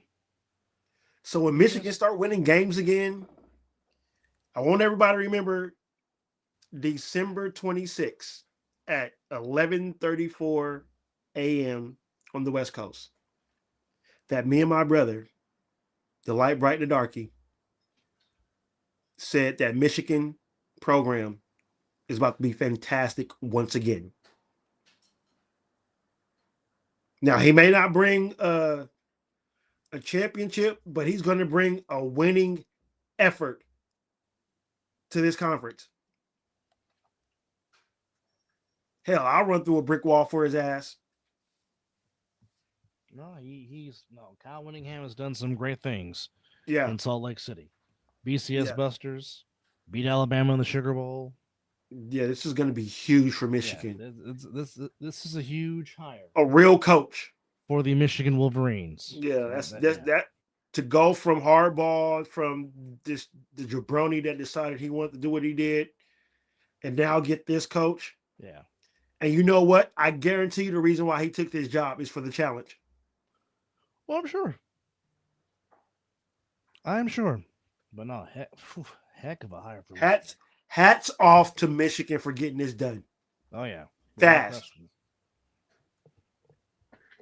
Well, it looks like Michigan made him an offer that he could not refuse. Absolutely. Absolutely. Because it looked like he was going straight into retirement. But no, Kyle Whittingham taking the job with the Michigan Wolverines. Wow. The coach at the big house. Ooh, that's going to be nice. Hail to the victors. But yeah, we do have 2 NFL games tomorrow. We got the Chargers and Texans. That's going to be a dandy of a battle in Inglewood, California. Holy shit. That's what we got tomorrow? Yeah, that's what kicks it off. It's the Chargers and Texans at 1:30. That game specifically on NFL Network. And then the nightcap specifically on Peacock. You're not off tomorrow, are you? I'll be on my way to work during the Ravens-Packers game. I'll be able to watch the whole game between the Chargers and the Texans in Inglewood. Shall we give the people what they want? Well, just let me make sure I take a nap. Well, and we can do that. All right, sounds good with me. I just gotta make sure I go to sleep right away. Which you won't, because I know you. Unfortunately. And then the nightcap on Peacock, it is the Ravens and Packers in the Frozen Tundra at Lambeau Field. Basically, the Packers in the playoffs. Basically, everything in the NFC as far as playoffs is settled with the exception of the NFC South Division champion, which possibly could be decided if the Buccaneers lose to the Dolphins on Sunday, and perhaps if the Panthers find a miracle and beat the Seahawks, then the Panthers would be NFC South Division champions. But if not, the Panthers and the Buccaneers finish the season against each other in Tampa, and that possibly could be for the NFC South. Did we get our picks in for the week? We started with yesterday's games, but not Yeah, I'll be doing that once we get off the air. But not for the rest of this week. In the Sports Bowl, it's halftime. Northwestern up 21-0 over Central Michigan. Pass the sticks. Also later on today, actually coming up in a couple hours, it's the Rate Bowl between the Lobos of New Mexico and the Minnesota Golden Gophers. And then in the nightcap, it is the First Responders Bowl between FIU and the University of Texas, San Antonio. Let's go First Responders. Yes. And yes. But just to go through the rest of the matchups for Week 17 of the NFL, as we mentioned tomorrow, Texans, Chargers in Inglewood, Ravens, Packers in Green Bay. Then we got Steelers, Browns on the shores of Lake Erie, Patriots in East Rutherford against the Jets, Saints in Nashville against the Titans, Jaguars in Indy against the Colts, Battle of Florida between the Bucs and the Dolphins in Miami, Seahawks going to Charlotte to play the Panthers, Cardinals in Cincinnati against the Bengals, and perhaps the game for the number 1 pick in the draft, the Giants and the Raiders in Las Vegas. And another Go East Rutherford. Go East Rutherford. And perhaps maybe a Super Bowl preview, the Eagles and the Bills in Orchard Park. Eagles at 10-5, Bills at 11-4. And then the last Monday night game of the year is the Rams and the Falcons in the Bird's Nest in Atlanta. And, of course, the Niners and the Bears. A big, big, big Sunday night game, certainly with playoff implications and seeding on the line. And you said it, and it's going to happen. Santa Clara is wearing their throwbacks in this game on Sunday. Why not? Old school matchup. You did call it. But yeah, old school matchup. 11-4 against 11-4. So again, if we're looking at seeding in the playoffs right now, I'm picking the Bears. And that's not just no. That's not just simply because I fucking despise and hate your fucking team. I think the Bears defense can come in there and pretty much play a decent game. And I think the magic of Caleb Williams might make that game real interesting. Here's what people don't understand. The Bears have had a lot of come from behind victories this year. And that's just something to keep in mind. Like, you really have to be put them away time to put them to away. Beat them. Yeah. If you give them a puncher's chance, they normally find a way to do it. So, as far as seeding in the NFC right now, or the AFC. Currently, right now, the Broncos or the John Elways or the Denver Walmarts. Walmart, yes. They're currently the number 1 seed. Patriots currently the 2 seed. Duval is at 3, and currently by way of their lead in the AFC North, Steelers are 4. At the moment, go some cure some shit right now.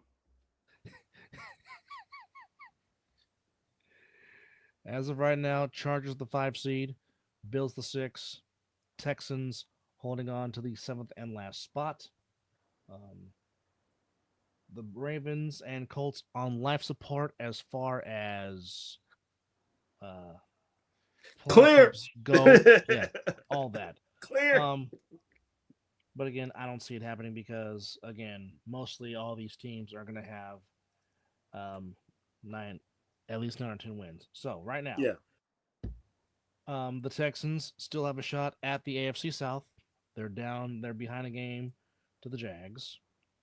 The Broncos or the Chargers at the moment are a game and a half back of the Broncos in the West. But if the Chargers do beat the Texans, and again, I've kept saying this, at the moment right now, the Chargers do have a 5-0 division record. Now, I think that Texans defense can get to Herbert. I agree. Will Anderson is going to probably have a fantastic game because also the Chargers offensive line is not 100%. It's suspect. It is very suspect. Yes. Yeah. So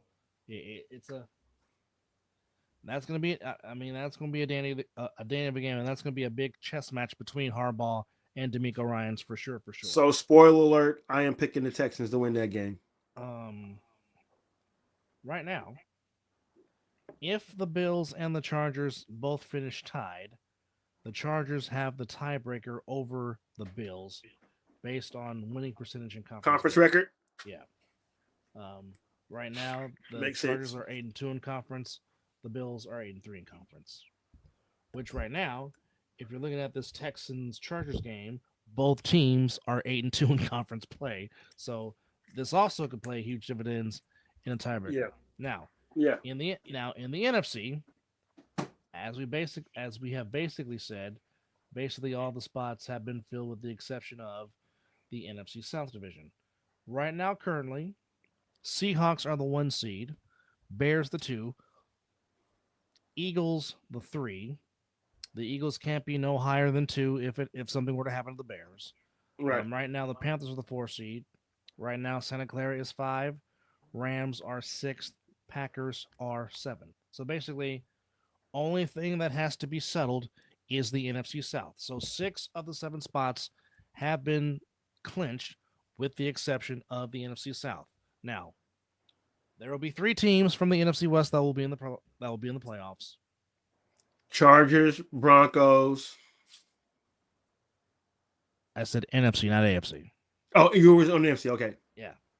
Yeah. Santa Clara, Inglewood, and Seattle. Yes. Seattle. Yes. Now, this would be some funny-ish. What would the NFL do if somehow Inglewood on both sides got home field advantage throughout the playoffs? Ew. I don't even want to think that. But that is something that is something to contemplate. You're absolutely right. Because obviously,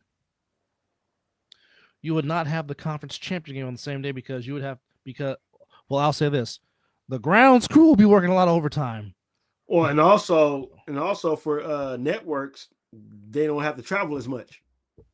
No, but obviously, you would have a Saturday conference championship game and a Sunday conference because there ain't no way you could play on the same day. Oh, no way. Because I said, you would have to change. But most of those games, those games are both played on the same day sometimes. Because they're on each network, correct? Correct. That would be chaos. Well, not as bad as having to prepare for a Super Bowl within a week. Well, that's bad too. I know. The only Super Bowl to be played under a week or a week. Oh, I know. Can you name another Super Bowl that was played within a week of the NFC and AFC championship game? I'm pretty sure I can. I would just have to research it, but I'm pretty sure that. But I'm pretty sure Super Bowl 36 was not the only one. I'm sure. I don't think so. My Raiders was doomed the moment they said that. And the fact of the matter that the head coach of the Raiders at the time was best friends with John Gruden. Well, that goes without saying. Oh, I'm saying it. I know. I'm well aware. When two well-respected Hall of Famer wide receivers say that the Super Bowl was rigged, you believe what they said. He says, "You believe the wise men. You believe them." All right. Jerry Rice ain't never been the one to not complain about anything. He'll take it hands down. But when he said that Super Bowl was not what everybody expected, and then Tim Brown comes out and says the same thing, I'll take those words for it. All right. On the hardwood tonight, we just talked about earlier that his beloved Sixers are playing the Bulls. That's on Prime Video. I think I'm going to put my jersey on. Should I wear Maxey? Should I wear Maxey or Embiid? I would say Maxey because he's been playing out of his mind lately. Heat Hawks in Atlanta. Hornets and Magic in Orlando. Raptors against the Wizards. The Wizards are 5-23. God help them. Well, they're not too far shabby than that fucking team in Sacramento. Kings need help. Celtics playing the Pacers in Indiana. Oh, wait. You said they need help? I thought they had the solution. Doug Christie.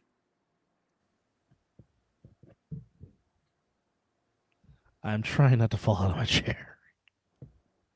Let me do it again. Doug Christie. Fuck that bean. Bucks in Memphis against the Grizzlies. Phoenix on the road playing the 8-23 Pelicans. Pistons. It's a bunch of shitty records in the NBA. I'm glad both of my teams are not that shitty, but damn. Pistons playing the Jazz, and the 8-21 Clippers playing the Portland Trailblazers. That's also Bro. I think you just video. said 4 teams right now that does not have 10 wins. Wizards, 5-23. Yeah. Pacers, yeah. 6-24. Yeah. The Pelicans, 8-23. Yeah. The Clippers, 8-21. So the Kings got 10 W's? The Kings have 7. So that's 5. No, I'm sorry. Yeah. The Kings are 7-23. That's pathetic. So happy for the Kings. And oh, by the way, Brooklyn is 9-19. So there's 6 teams that are not 10 wins. Boy, that lottery is going to be nice. Yeah. And then on the ice tonight. Are our beloved Sharks playing tonight? That's a good question. I want to say they are. As I go to the schedule, and because I want to watch on the National Hockey. Come on, hockey. And now all of a sudden, Office. That's about a few things that we agree on.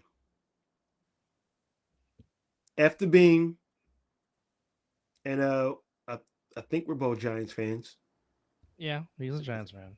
Okay, well then that's where we rested. I'm sorry, the NHL does not resume until Saturday, but yes, the Sharks are playing on Saturday. So they're taking a hiatus on the Friday. Yeah. Okay, they'll be in Vancouver against the Canucks. That'll be a good one. Yes. I hope they're looking for a new fucking goalie.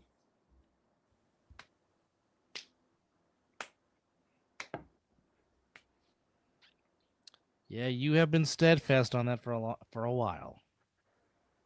But bro. Here is Saturday's matchups on the ice. Giving up puck ass too much is ridiculous. You can't be doing Canucks, Avalanche against the VGK here in Vegas.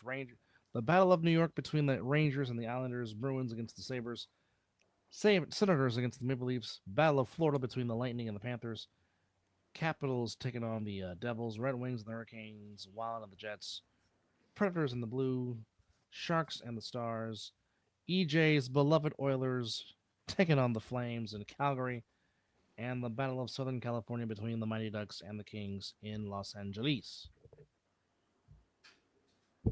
So that is your matchup on Friday as the Ice will get back together. And then going back to bowl games for this weekend, because there are some bowl games on Friday. Starting off with on Saturday. No, wrong date. Where we at? Come to me. Hey man, get your shit together. It's not me, it's the doggone app that's being a jackass. All right. Saturday, we have the Jigaboo Snoop Doggy Dogg Arizona Bowl. That can be on the CW network between Miami of Ohio and Fresno State. Then we got the as Mizzle almost falls off his couch. We have Okay, I'm back. Which, by the way, I did not watch any of the halftime show that he was in Detroit, but I did Me neither. But I did see that he was wearing an all red suit. Yeah, I was getting this redone when that happened. So yeah. No, I just saw it was halftime, and I just turned my computer to the side and was watching basketball. All right. Yeah. The Goal Bowling Military Bowl between Pitt and East Carolina. That's also Saturday. That's at 8 a.m. bright and early. I'll be on it. Then at 9 a.m. Hence, I don't sleep. Then at... Why? I just realized what this was called. Uh-oh. At 9 a.m., we also have the Bad Boy Mowers Pinstripe Bowl between Clemson and Penn State. Yes, that is the bowl game played at Yankee Stadium.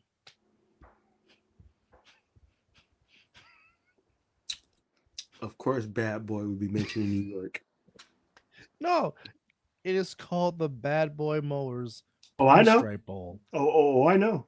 And just it happens just to be played in New York. Yes, in the Bronx at Yankee Stadium. Take that. Can't stop, won't stop. Uh-uh. You can be Bad Boy artist. You can make music here. Let's go, Wrexham. But first, you gotta go. Cheesecake. Which I had a fantastic slice of cheesecake last night for Christmas. Then we got the Wasabi Fenway Bowl between UConn and Army. That's played at Fenway Park. Then also we got the Pop-Tarts Bowl between Georgia Tech, ranked number 22nd, and BYU, ranked number 12. That should be a dandy. And also the New Mexico Bowl between number 25, the Mean Green of North Texas, taking on the San Diego State Aztecs, Virginia and Missouri in the Tax Slayer Gear Bowl, and in the nightcap. Yeah, I wish they could Tax Slayer my shit. The LSU and Houston in the Kinder's Texas Bowl. Well, the thing is, EJ, this is not a Bad Boy Records bowl game. It's called Bad Boy Mowers. Mower, yes. It has to deal with lawn equipment. Yeah. But the fact that it has Bad Boy on it just makes you instantly... And it's being played in New York. Yes. So, Sits for jokes. The fuck? Yeah. I cuss on the daily on the show. Good Lord. What's going on? These prices for these Bad Boy Mowers. How much? Well, I just saw one. Hold on. Oh, yeah. And by the way, I will not be going to see fucking Dave Chappelle in San Francisco in February. No. How much they want? Bro, just to get into the fucking building is $500 per ticket. So, of course, I want to go. Of course, my significant other will want to go. And oh, by the way, your nephew wants to go because he is now has an infatuation with Dave Chappelle, which I have no hate about because he's my favorite comedian. But 500 just to get in that shit. So basically, for some people, that's a whole paycheck. Bro, that's $1,500 just for me to get into the fucking shit to see him, and that's not even in the good section. And then think about it, gonna want to eat before. Mm-hmm. I'm probably gonna have a couple of drinks while I'm in there. So no. And not to mention driving to the city. No. And you know how much I despise that. Oh yeah, you love it oh so much. Oh, it's fantastic. Pretty much, EJ. Pretty much.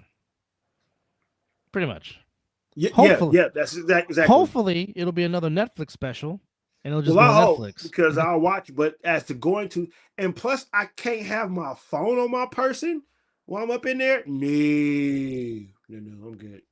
Yeah. I love Chappelle, but I'm not.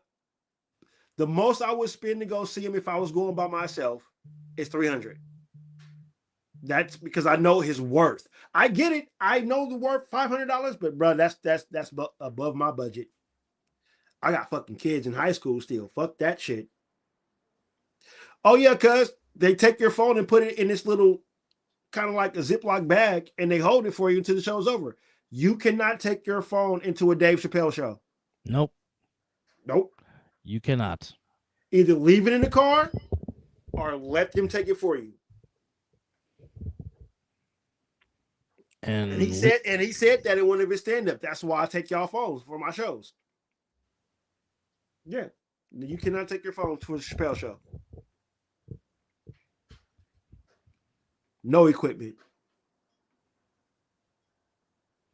So, I mean, I'm probably be in my fucking graves by the time I see a Chappelle show. And here's the thing. If it wasn't that expensive, I would have the money to go see him. If it was like $200 or $300, let's go. $5? I can't see it. I don't even spend that much on shoes, and I love shoes. Trying to spend $300 on a ticket, like I said, I better. Now, see, that hurts too, though. Don't get me wrong. $300 would hurt. But I understand Dave Chappelle's worth. He is worth every penny he asks for. But that's just too much for me. No, I get it. If I had it, yes. If I was balling, which I'm not balling. All I'm saying is if I'm paying that much for a ticket, I better get my money's worth. That's all I'm saying. And you know what? Honestly, you're going to get your money's worth for Chappelle. Oh, no. That is one person that anything he asks for, I have no doubts. You're gonna get it. I just don't have it like that to go see him. I would love to have the 500. I'm more speaking of, like I said, if I'm paying $300 for a show, that it better be a dang good show. Like I said, Chappelle, yeah. I have no doubts. That's money well spent.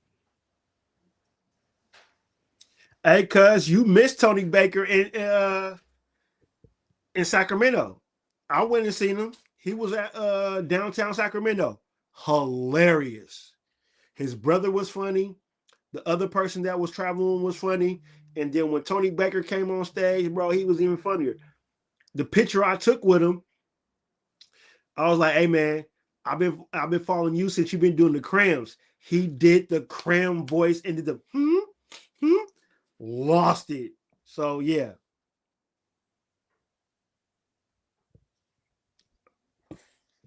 But yeah, if he comes back, I'll see him again. But man, Dave Chappelle, I get it. He's worth every penny, but my man got to think about some of the lower class that sees him. You know what I'm saying? We just can't be spending $500. I know. I chime into every his comments on when he posts something. I always comment, hey man, come back to SAC. And Northwestern is going to get back on the board, but there's a flag. Oh, it's coming back. Most definitely. It's coming back. There's somebody cheated. There's some mustard on the field. I wonder if Wilbon's at that game. Pretty much. I wouldn't put it past me. Let's check the penalty. Well, somebody's down for Central Michigan. Yeah. He's over there thriving in pain. Is that the quarterback? Here we go. It is. Well, I got personal foul, face mask on the defense. So that's coming back. No touchdown. Oh, it's offsetting. Oh, the touchdown's good. Oh. So that must have happened after the interception. Okay. All right. Well, it is all Northwestern, but yeah. All right. Well, it looks like it is time to put this quote on our page.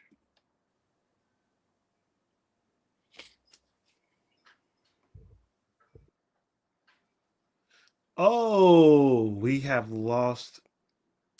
So why would he want to put the ugly mug on the screen right now?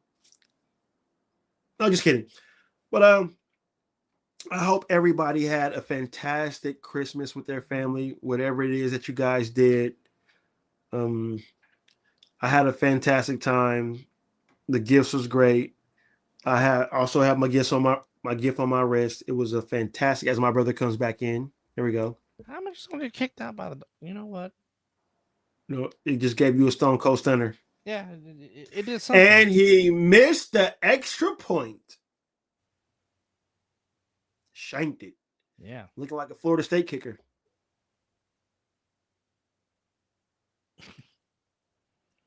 Wow. I'm always hard on my teams. We are our worst critics when it comes to our teams. But anyhow, I appreciate you guys for hanging out with us on this morning edition, now turned into afternoon edition of the Mizzle and Dub Show. Certainly hope almost gave you guys 2 hours of content. Yes. And we need that one subscriber, brother. We need one more. In terms of what, EJ? Yeah, I think you need to just watch everything Marvel per se that leads with the Avengers. Yeah, but you must watch it in chronological order. Yeah, I mean it's been switched up because we were supposed to get a Kang Avengers, but when Jonathan Majors went through his whatever he went through, his legal problems, they altered to Doctor Doom. We wasn't supposed to get Doctor Doom until after the Kang Dynasty. Just like they had to switch up things when the king passed away. We got Siri too soon. Siri was supposed to be way down the line. So they're bringing back the... Okay, so Captain America's character is in a different time zone. It's when, if you remember when they did the funeral, the whatever, it was Endgame, where Tony Stark... His variant went to go have a life with Peggy because if you watch the scene where it's old man Cap passing the shield down Cap said, well, I decided to go get some of that life that Tony told me that Tony talked to me about. So he decided to go have a life with Peggy. That's the original Steve Rogers right there.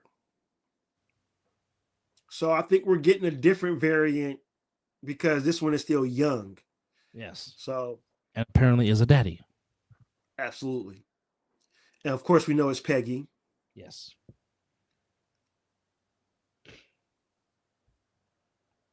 Well, again, and some people are saying why. Well, here's why.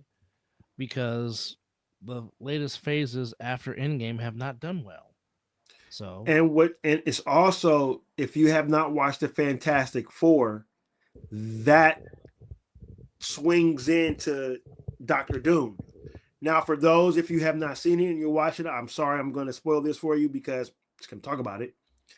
If you've seen the Fantastic Four and you stayed and watched all the ending credits, because if you're a Marvel fan, you should know to stay after pretty much every Marvel film. Doctor Doom makes an appearance. Was making an appearance, and he was talking with Franklin, who is the most powerful, whatever you want to call it, in the Marvel franchise. So when you saw the ending credit, he the special one. Yeah. So when you saw the ending credit to Thunderbolts, remember you saw the Fantastic Four flying in the current multiverse. That's because Franklin opened up the dimension for them to come into our universe, the current universe. So yeah, it's a lot of stuff. You gotta be a nerd. My dad calls me a nerd, so yes. Me and Dub can do a whole sideshow talking about Marvel. That literally can take us from sun up to sundown. Like our football pregame preview show. But which, by the way, folks, Fantastic Four was a good movie. If you haven't seen it, it absolutely was. Yeah, go watch. Better than all the other ones. Yeah, other renditions. Even though I'm not gonna lie, I mean, watching Jessica Alba play Sue Storm was kind of hot. It was mid. It was mid. Well, she just looked good in the suit. Okay, and she's just good. Like I said, she's just good looking. But so just come on and say that because it was mid. But Vanessa Kirby played Sue Storm tremendously. That could be Hydra Cap, yes. But we do not know what the Russo brothers are going to do because you know why? Marvel is one of the most secretive movie businesses that goes on. So one thing can be out there and you're thinking it, and then when you watch the movie, you're like, here's the thing. The actors and actresses, they don't get the script till they go to the day of shooting. So they don't even know what's going on. Because of Tom Holland. Yeah. Tom Holland and Mark. Yeah. Because of Hulk and Spidey, because they can't keep their mouth shut. So you can say rumors all you want to. Some may be true, but I believe a good 80 to 90% is false. They're just gonna say, "Go watch the movie." So supposedly, the next trailer is supposed to be about Thor, the Asgardian of Thor, which I'm hoping. It was supposed to come out yesterday. Which I'm hoping they finally make him realize Thor's powerful man. Well, first off, he's the god of thunder. In the comic books, EJ, in the comic books, in the comic books, Captain America does become Captain Hydra. Yes. The organization that he was fighting in the Captain America first movie. Yes. Because Captain America does go through a phase to where he's it's out? Okay, is that a fan-made version? Is it a fan-made one or an actual one? I need it to be the moniker of Marvel. Yeah. If it's from Marvel, if it's from the Marvel Entertainment YouTube page, then I'll believe it. If it's not, I'm not falling for it. I need to see a commercial. Even though there has been some very good fan-made trailer movies and some very good fan trailer stuff, no. EJ, if we did that, Marvel would cancel our show. And I'm not willing to lose that for how much we already been invested. We're one freaking subscriber away. Oh, well, we've seen the Cat one. That's all over. That's all over. We've seen the Cat one, but the next one was supposed to come out yesterday, and it was supposed to be Thor. Yeah, we all seen the Cat one. Oh my god. No, Debo, if you go to the Marvel Entertainment YouTube channel, they have the Captain America one on their page. Yes. Even though you did give us to us first, which we appreciate, but that's on the Marvel Entertainment page. Yes.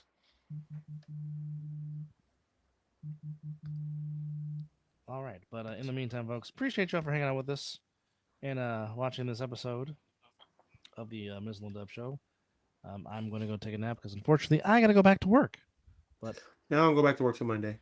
However, appreciate y'all for hanging out with us as we are indeed one away from reaching the in-game goal of 2025 as we are hoping for that one.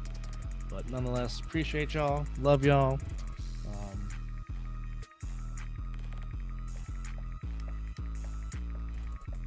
What I'm saying is the cap one now online. It's on the Marvel YouTube channel on Marvel. Hey, we saw. Hey, honestly, Debo, to be honest, we saw the Captain America one before it even hit the movie theater. Just be honest. I already saw that before they even put it in the movie theater. However, enjoy the rest of your Friday, because it is Friday, the Friday after Christmas, and you've been watching the Mizzle and Dub Show. Take us home, Yes, nephew. you have. Oh yes, he will. He will. It's coming. Hold on. Yeet, and the drop. Yeet.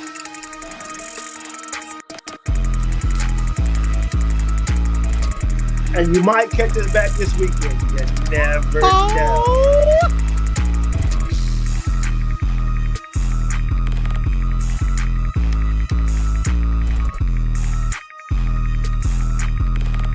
Hey, that boy good.